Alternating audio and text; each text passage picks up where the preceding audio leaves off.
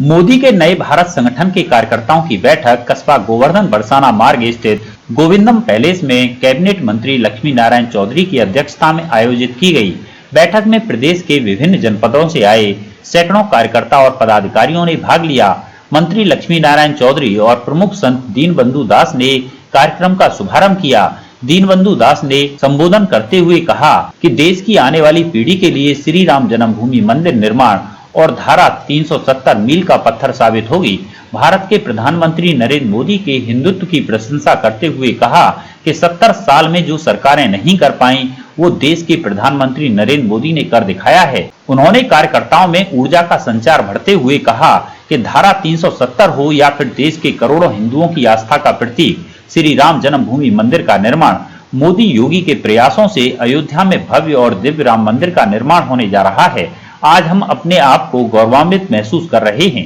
मोदी नया भारत संगठन के राष्ट्रीय संगठन मंत्री उमाकांत द्विवेदी ने संगठन विस्तार को लेकर संगठन के कार्यकर्ता और पदाधिकारियों से चर्चा की। राष्ट्रीय महामंत्री ब्रह्मपाल ने उत्तर प्रदेश संगठन में दीनबंधु दास महाराज को संरक्षक बनाए जाने का प्रस्ताव रखा। कैबिनेट मंत्री लक्ष्मी नारायण चौधरी ने मोदी नया भारत संगठन में उत्तर प्रदेश संरक्षक के पद पर दीनबंधु दास को मनोनीत कर स्वागत किया।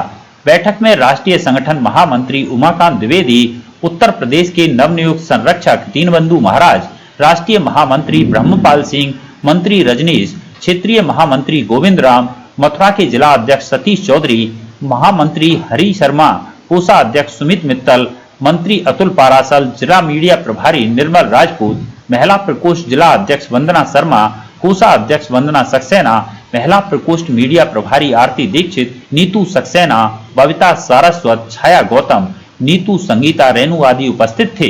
1000 वर्ष भगवान कृष्ण को 5000 वर्ष बाद पूरी दुनिया याद कर रही है। आज त्रेता युग के भगवान राम को दुनिया याद कर रही है। इस राम मंदिर निर्माण के बाद क्या मोदी जी को हजारों वर्ष तक लोग याद नहीं करेंगे? सब कुछ नया ही तो है, नया ही भारत तो बनने जा रहा है। ऐसे नए भारत के निर्माण के लिए चूंकि सही बात यह है कि आप लोगों को भी मालूम है जिस मिशन में आप लोग लग रहे हैं वही मिशन यहाँ बड़ी तेजी से ब्रज क्षेत्र में चल रहा है। पूजनीय संघ चालक भी आई रहे हैं 18, 19, 20, 21 4 दिन के लिए, उसी में हम सब लगे हुए भी हैं और फिर क्षेत्र के और जिले के काम भी रहते हैं। इसलिए मुझे ज़्यादा देर रहना चाहिए था, उसके लिए मैं आपसे क्षमा चाहता हूँ। एक प्रोग्राम लगे हुए हैं, आप सबका हृदय से इस मिशन के लिए मैं एक बार नहीं अनेक बार आपको बधाई देता हूँ। गिरिराज महाराज से ये प्रार्थना है,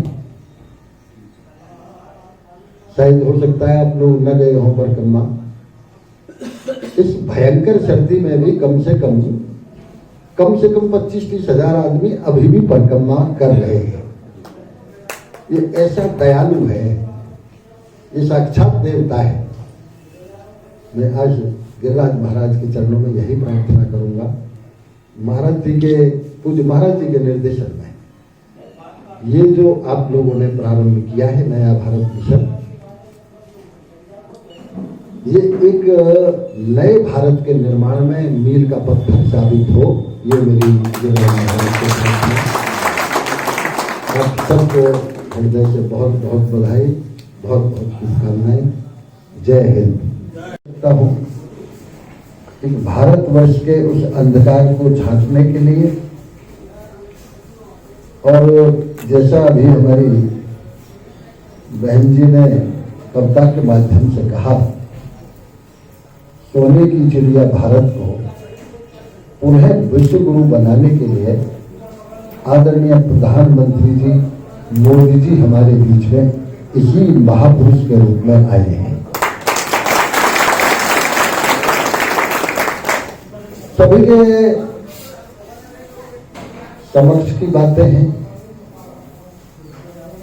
पहले तो हम कहते थे भाई देश गुलाम था मुगलों का, फिर फिर हम कहते थे कि अंग्रेजों का गुलाम था, लेकिन क्या आजादी के बाद भी हमारे देश को कहीं सम्मान मिला? भारतवर्ष के प्रधानमंत्री गए, एक छोटी सी लाइन अखबार में आई, प्रधानमंत्री जी आज ऑस्ट्रेलिया के दौरे पे, आज इंग्लैंड के दौरे पे, आज अमेरिका के दौरे पे, फला राज्य मंत्री उन्हें हवाई अड्डे पे छोड़ने गए। एक लाइन आ गई, लौट के आ गए, एक लाइन आ गई, फला राज्य मंत्री हवाई अड्डे पे उनको रिसीव करके लाए। आज वही भारतवर्ष है 70-72 साल के बाद। कोई ऐसा नया चमत्कार नहीं हो गया कि देश में कहीं भंडार सोने के मिल गए, गैस के मिल गए, या कोई ऐसा चमत्कार नहीं हुआ। केवल एक ही बात होती है, हमारे भारतवर्ष की फौज पे, हमारी सेना पे एक सप्ताह का ही राशन था, एक सप्ताह का ही अम्यूनिशन था। पाकिस्तान की सेना पे 1 महीने का राशन था और 1 महीने का अम्यूनिशन था। हमारी सेना 72,000, उनकी सेना 94,000। जनरल मानिक शाह का ही कमान तो था, एक वो 94,000 हमारी जेलों में आ गए और पाकिस्तान के 2 टुकड़े होके पाकिस्तान बांग्लादेश बन गया।